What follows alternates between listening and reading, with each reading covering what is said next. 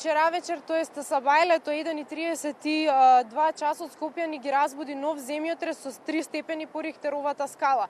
Да напоменеме, најјакиот земјотрес кој што од серијата земјотреси кој што го зафати Скопје беше во неделата во 15:10 часот со 5,3 степени.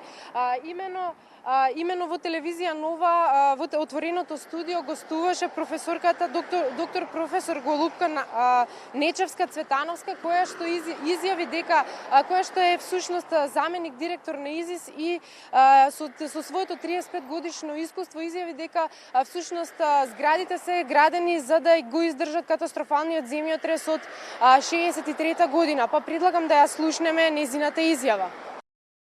Можам да ви кажам дека пријави имаме веќе преку ЦУК пристигнате кај нас над 800 пријави, од кои што околу 78 до 90, значи 90 пријави се на основните школи, околу 800-900. Значи тоа е, али вкупно од граѓаните и од градинките, школите, средните училишта, нешто од болниците, значи оние јавни, значи од сите објекти.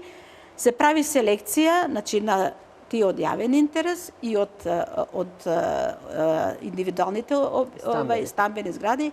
Сите во првата вчерашниот и денешниот ден се поминати скоро сите пријавени школи и градинки.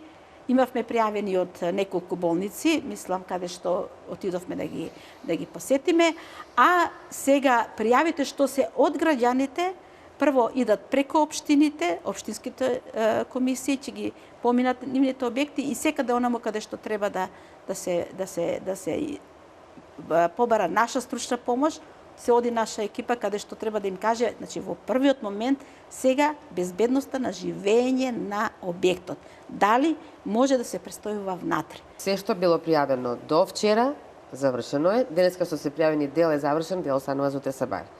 Кај сите нив го констатиравме тоа. Значи нема оштетувања никакви во носивната конструкција. Значи објектите се далеку од не дај Боже рушење. Но мора да се напомене дека склопот на неизвестност, немокноста што ја чувствуваат граѓаните, паниката што се создава поради тоа, најчесто може да направи да и овие неконструктивни оштетувања направат механичка повреда, да речеме, не дај Боже, отпаѓање на тула, отпаѓање на малтер и така натаму. Може сликати падне така натаму.